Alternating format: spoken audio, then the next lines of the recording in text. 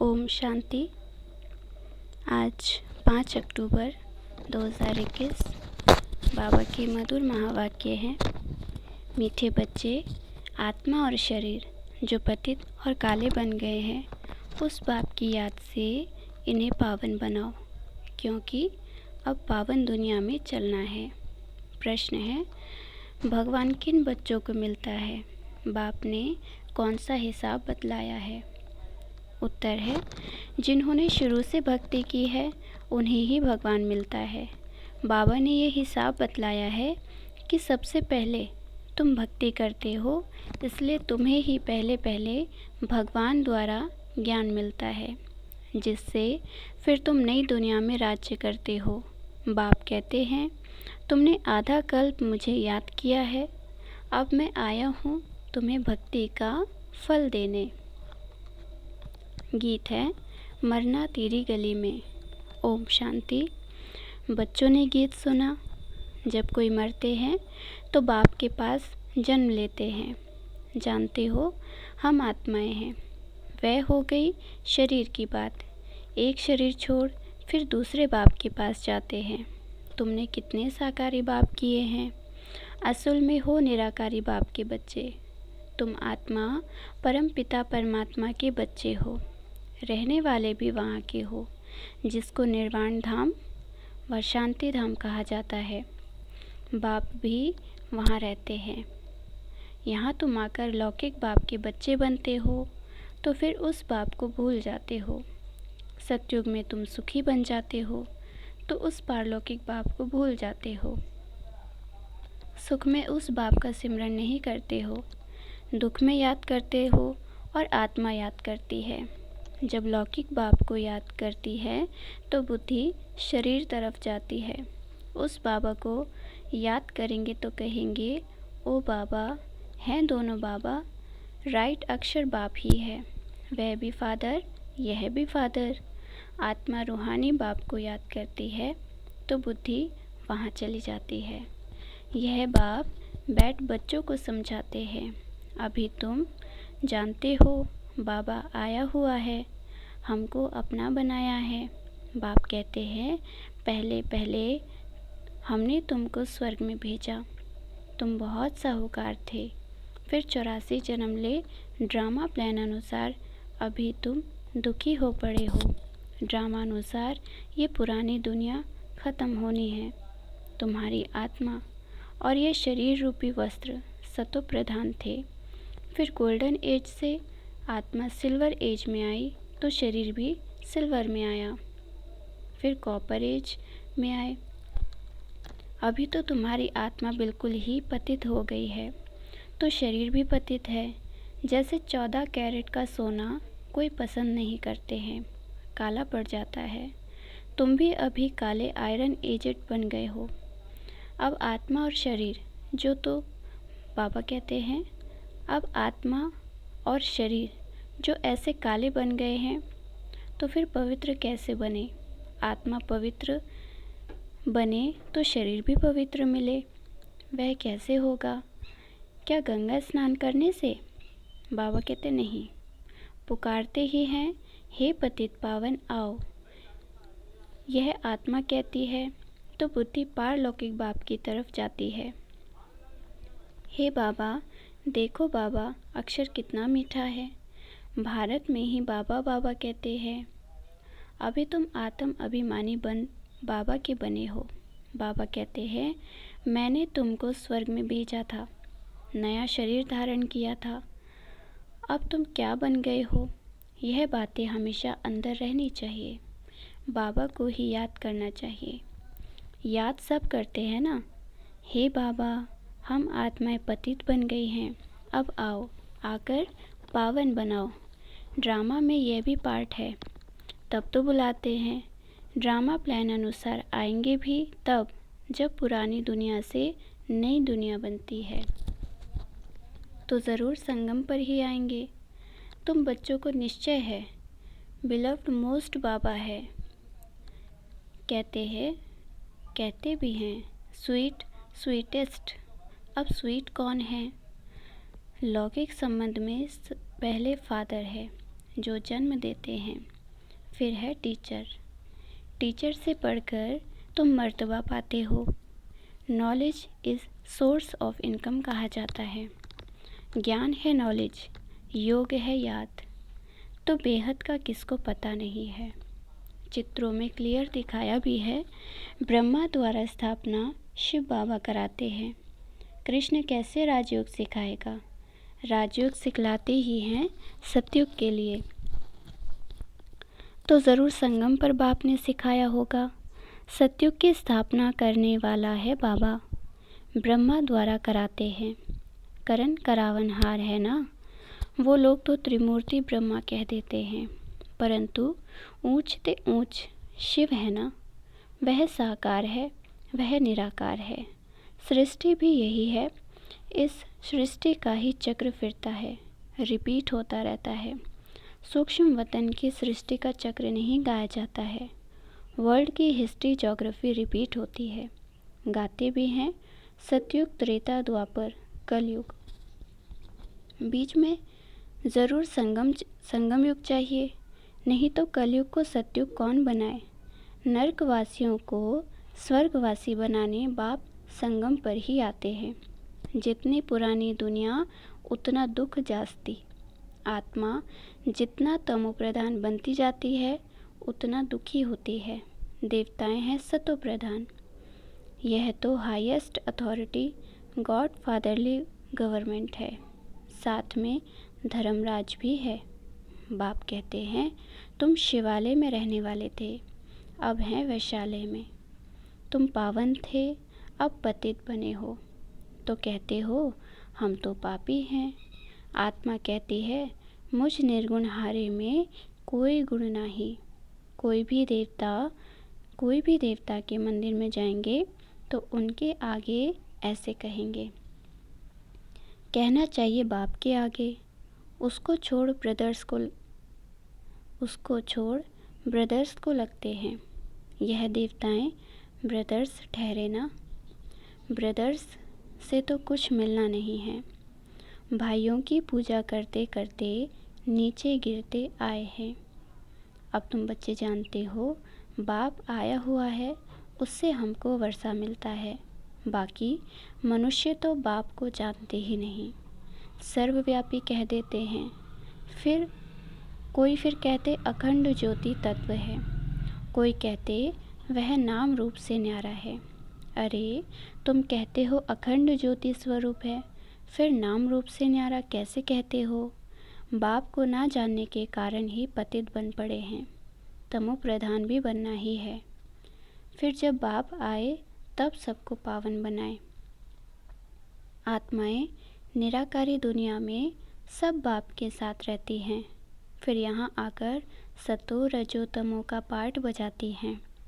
आत्मा ही बाप को याद करती है। बाप आते भी हैं, कहते हैं ब्रह्मा तन का आधार लेता हूँ। ये है भाग्यशाली रथ। बिगर आत्मा रथ थोड़े ही होता है। कहते हैं भागीरथ ने गंगा लाई। अब यह बात तो हो नहीं सकती, परंतु कुछ भी समझते नहीं कि हम कहते क्या हैं। अभी तुम बच्चों को समझाया है, यह है ज्ञान वर्षा। इससे क्या होता है? पतित से पावन बनते हैं। गंगा जमुना तो सतयुग में भी होती है। कहते हैं कृष्ण जमुना के कंठे पर खेलपाल करते हैं। ऐसी कोई बातें हैं नहीं। वह तो सतयुग का प्रिंस है, उसकी बहुत संभाल से पालना होती है, क्योंकि फूल है ना।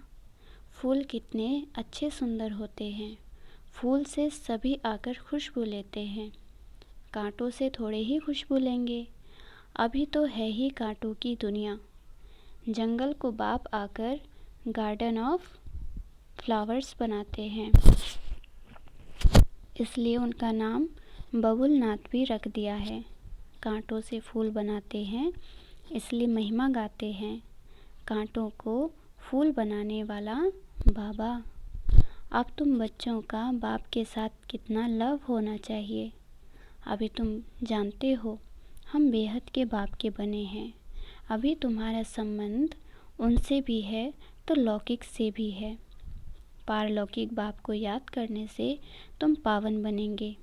आत्मा जानती है वह हमारा लौकिक बाप और यह पारलौकिक बाप है। भक्ति मार्ग में भी आत्मा जानती है वह हमारा लौकिक बाप और यह गॉड फादर अविनाशी बाप को याद करते हैं। वह बाप कब आकर हेवन स्थापन करते हैं यह किसको पता नहीं है।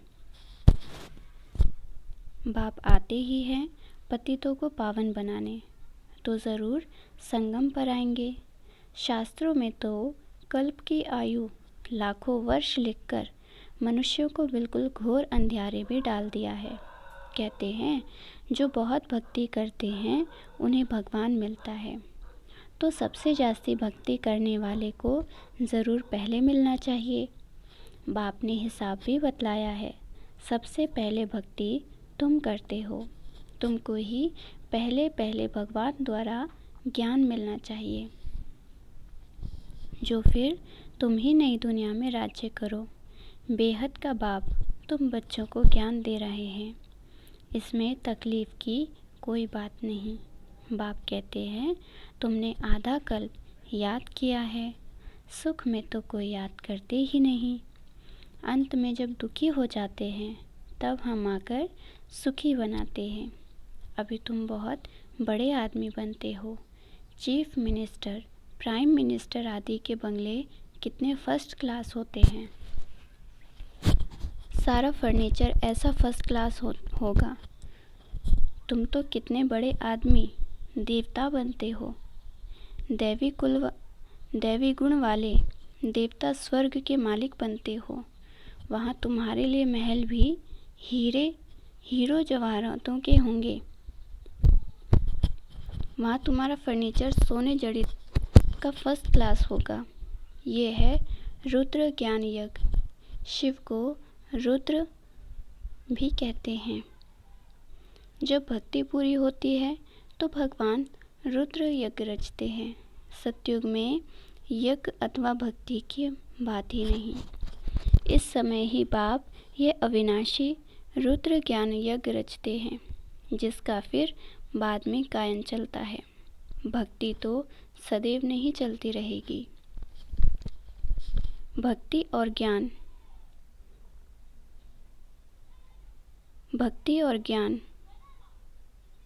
भक्ति है रात, ज्ञान है दिन। बाप आकर दिन बनाते हैं, तो बच्चों का भी बाप के साथ कितना लव होना चाहिए। बाप हमको विश्व का मालिक बनाते हैं। मोस्ट बिलवेड बाबा है ना, उनसे ज़्यादा प्यारी वस्तु कोई हो ना सके। आधा कल्प से याद करते आए हैं, बाबा आकर हमारे दुख हरो। अब बाबा आए हैं, समझाते हैं बच्चे तुम्हें अपने ग्रस्त व्यवहार में रहना ही है। यहाँ बाबा के पास कहाँ तक बैठेंगे। साथ में तो परम धाम में ही रह सकते, यहाँ नहीं रह सकते। बाबा ने कहा यहाँ तो नहीं रह सकते, यहाँ तो नॉलेज पढ़ने की है। नॉलेज पढ़ने वाले थोड़े होते हैं। लाउड स्पीकर पर कभी पढ़ाई होती है क्या? टीचर सवाल कैसे पूछेंगे? लाउड स्पीकर पर रिस्पॉन्स कैसे दे सकेंगे? इसलिए थोड़े थोड़े स्टूडेंट्स को पढ़ाते हैं। कॉलेज तो बहुत होते हैं, फिर सबके इम्तिहान होते हैं, रिज़ल्ट निकलती है। यहाँ तो एक बाप ही पढ़ाते हैं। यह भी समझाना चाहिए कि दो बाप हैं, लौकिक और पारलौकिक।